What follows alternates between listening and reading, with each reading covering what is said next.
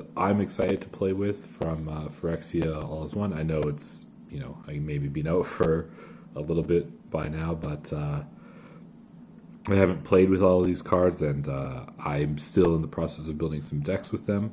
So yeah, before I do that, I figured I might as well go over the cards that I'm excited for. I don't remember this guy's name. I just noticed the Jace. This is the copy that I bought. I don't like the Phyrexian treatment really, because especially cards that you don't play that often, hard to memorize. But you can pay it for 3 mana, and it will come in with 3 loyalty, or 4 mana, and it comes in with 5. That's the completed text.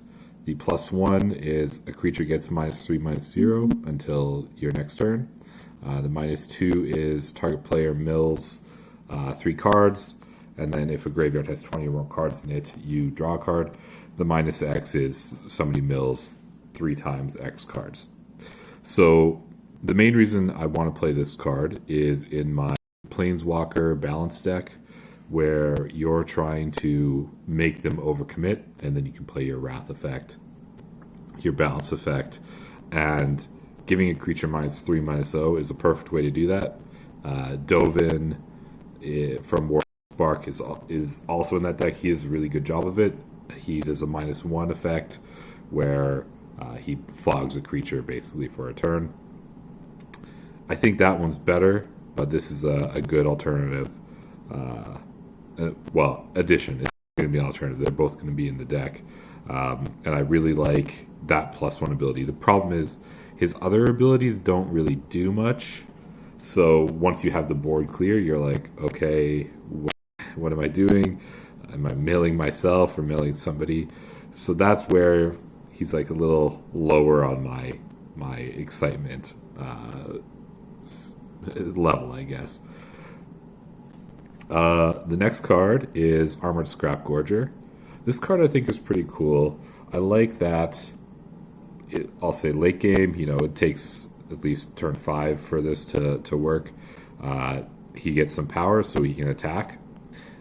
It is just a mana dork for 2, so something similar to like a Sylvan Caryatid.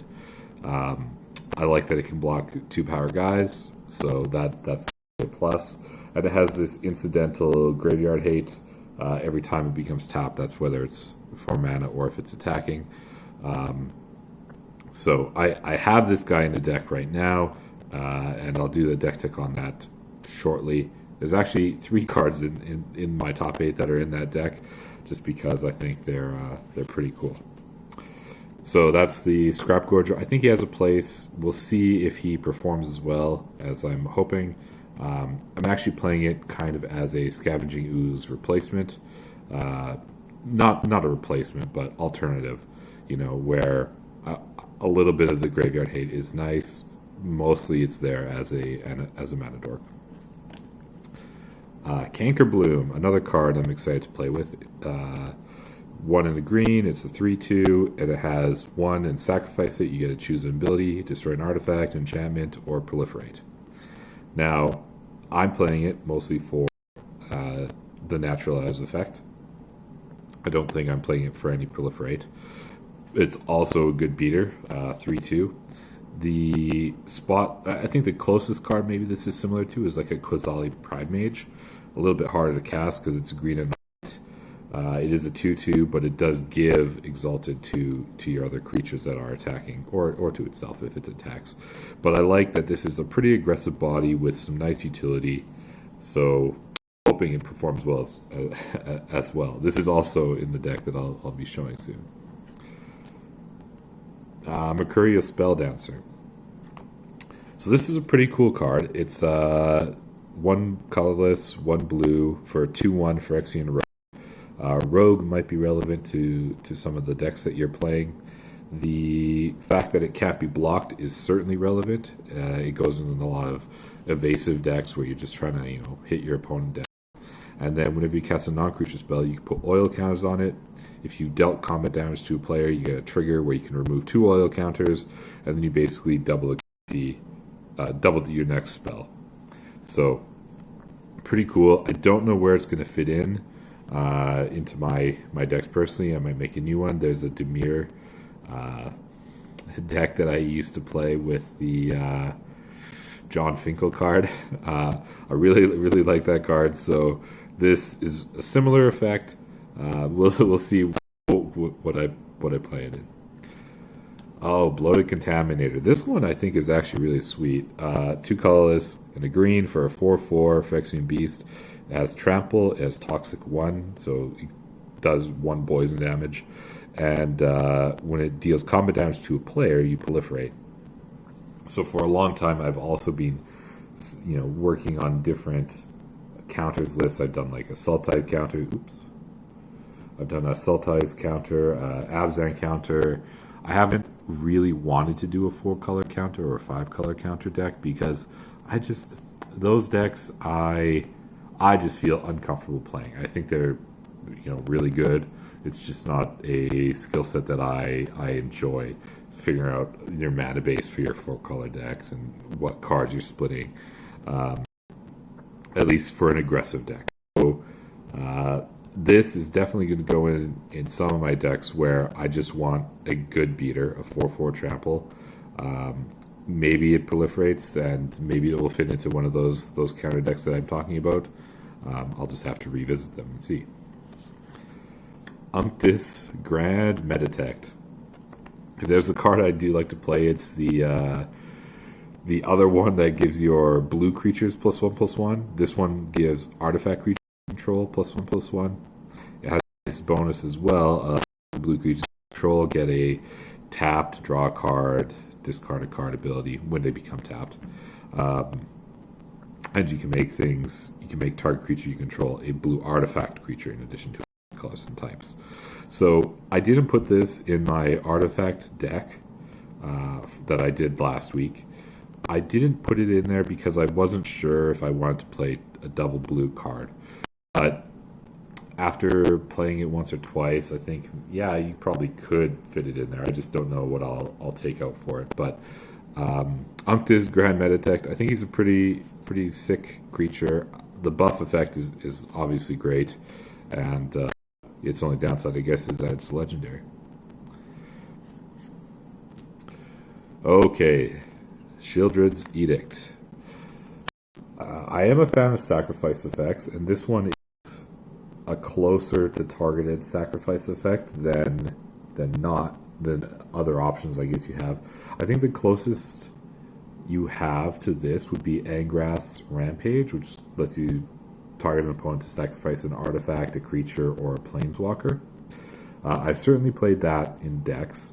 I think this one is pretty good. The advantage this one has is it's an instant. Angrath's Rampage is a sorcery, and it costs a red and a black. So it might take the spot of that just so I can hit planeswalkers. I can't recall too many occasions where I've actually used Angrath's Rampage to target artifacts or to make my opponent sacrifice artifacts. But yeah, I think this is a good card. It's definitely not going to be like a linchpin of the deck. It's more of just a role player, but it is pretty cool. Okay, and then Conduit of Worlds. This is the card that I'm certainly most excited to play. I have tried some different versions with like playing Secure Tri-Builder and stuff, but I don't think you really want to go too deep on that. I think you want to look at it as Crucible Worlds 2, a worse version, but in your late game you have this just value play. So you don't need to be worried about, you shouldn't really be worried about, okay, let's mill my graveyard, or let's make sure I have things that go in the graveyard. I think the type of deck that you want to play this in, you're going to have stuff that gets killed anyways, and you can just recast those down the line. I guess I'll just read the ability quickly. Choose target non-land permanent card in the graveyard. If you haven't cast a spell this turn, you can cast that card. If you do, you can't cast additional spells this turn. Activate only as a sorcery. So it's one spell a turn. So maybe if you're playing a rule deck, that doesn't matter. You're already linked to that. But I don't think you want to lean into this ability. I think you want to build just a deck based around, playing lands from graveyards what can I do with that, and how is that gonna, change the gameplay. So I'm really excited to play with this card. I do think it has a lot of cool applications, and even if it's just, like, okay, get my Zernor back, get my, exploration back, whatever. I think that's good enough. You even get an elf. So those are my 8 cards that I'm excited to play with. And I'm curious if you guys have any similar ones. What I noticed is I didn't have any red or white cards. I think the Elish Norn is okay. And yeah, actually I didn't have any multicolored cards either. I just thought, oh, okay, this is where my head's at these days, in these colors or these kind of effects of just like, yeah, I just need a simple role player, something new to try, a redundant copy of an effect I'm looking for, things like that. And I think that's where this set really hit the mark for me. So thanks for watching.